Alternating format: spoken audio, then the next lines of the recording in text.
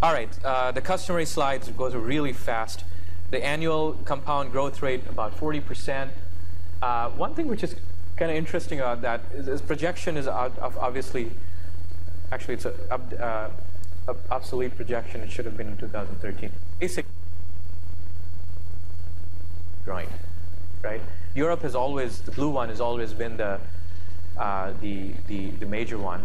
Germany primarily, and then China, US, and India, which is in the Asia category, is growing really rapidly. Those are the three top markets in terms of growth in solar.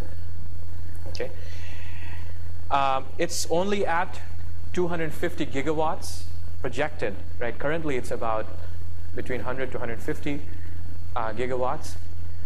Does anybody know what is the total electricity in the world consumption in terms of watts at a given time? Entire energy market in the world.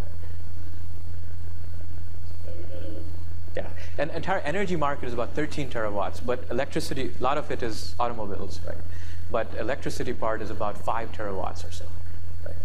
So you can see you're at 130 gigawatts right now, despite of this tremendous growth. Here's a really dramatic comparison. This year, well, I'll go to that in a second. This year, 30% of installed US power was PV. Okay, and last month, 100% of it was PV.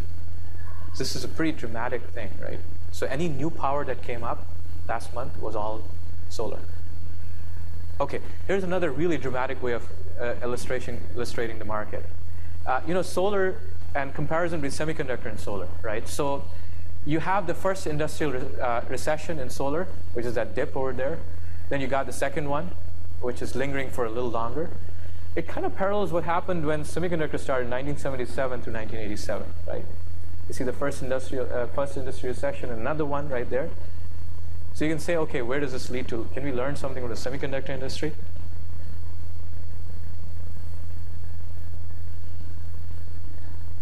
I'll just remain quiet. That chart really speaks for itself.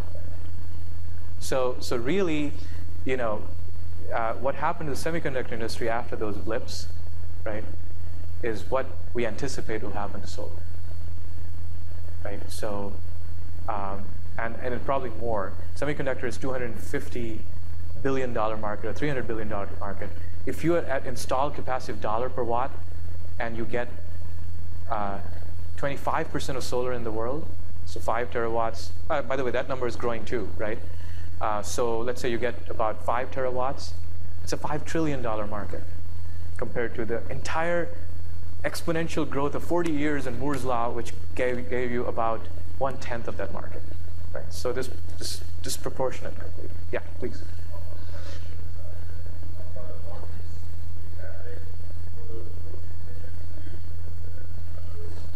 Yeah.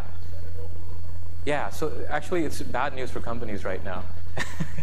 The point is that there would be few companies which will survive, right? The few which have very robust technology and the ones which have good financial backings or good finances around them. And that's why there's such a shakeout, because the companies with run-of-the-mill technology and poor finances just would not be able to survive. It does not bode bad for the market, because the market is growing. Someone has to supply to that. It's just that who is going to emerge as a winner to be able to do that? I had the pleasure of talking to the Cto of Trina, right? And the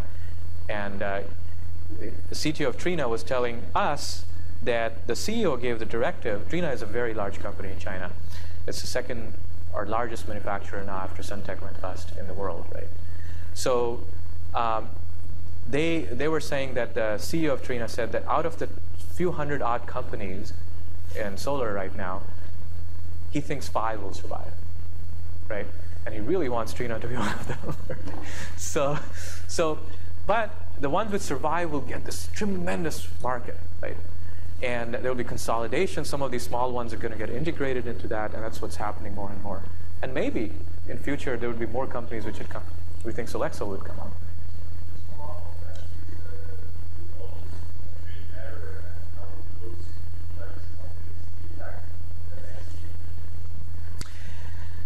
Yeah, I mean, that's a pretty complex issue.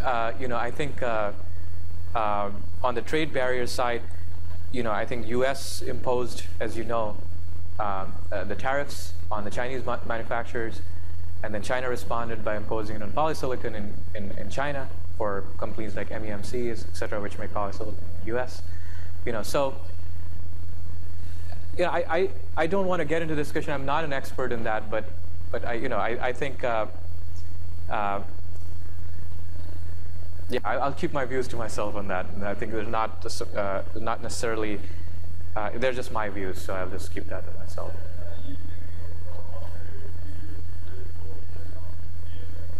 Yeah. That's true. So, I mean, it gets into that discussion about, it's good for the companies which are growing in here, and we certainly like it, right? So, because we are a US-based company. And so from that standpoint, it's good. But I don't know if it's good from overall consumer point of view. Okay. Just a macro, while we're at the macro scale, the US is going big on shale gas and fracking over there. Do you see that as somehow leveling the impact you have in the future? Because I hope not. A lot of your policy support comes from the assumption that we're running out of fossil fuels. Yeah. There is a really great article which was written by this Caltech professor. His name is Nathan Lewis. Did you? Yeah, I recommend you read it cover to cover. It's a really good article. I mean, unfortunately, the idea behind encouraging solar was always the fossil fuels are running out. But he argues that it's a sustainability argument. It's an environmental argument, right? And why not do it if it's cheaper, right? If it's cheaper than conventional, what's the problem, right?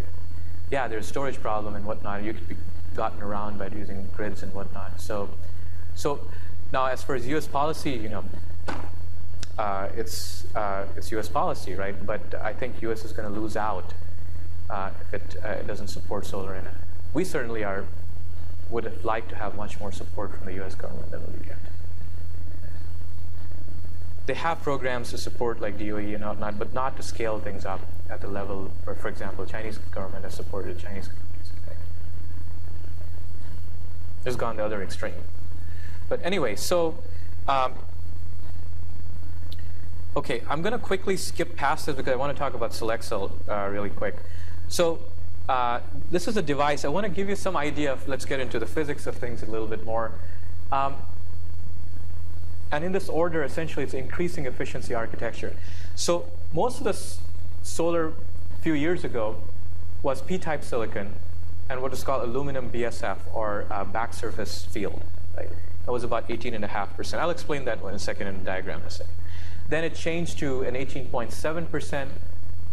Went with. Do you guys know? I want to just get a feel for. Do you know what things like selective emitter is? Okay. All right. You know what BSF is? Okay, good. Okay, that job's. I don't have to show the diagram. All right, so, well, here it comes anyway. But basically, you've got the P-type silicon, and essentially, you went to. Do you know what pearl cell is? You do? Okay, maybe I can just skip this slide. Anyway, so basically, there were a series of improvements. And the way I've arranged this is actually to take all these architectures and put them in the sequence of higher efficiency, right? So the architectures evolved dramatically. Most of this were P-type silicon. You could get to 19%. With the pearl cell, the innovation was that there was dielectric on the backside, right? Which reduces the surface recombination. You have more probability of collecting the carriers that you have generated with photons. They don't recombine that easily. Okay? Then came the drift to N-type silicon, right? Now, how many of you think it's a really stupid idea? And why? What about hole mobility versus electron mobility?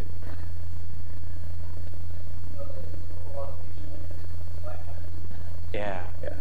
So if you look at this in a cursory way, they'll say, hey, hole is a minority carrier in N-type. It's much smaller mobility, so why move to N-type silicon, right?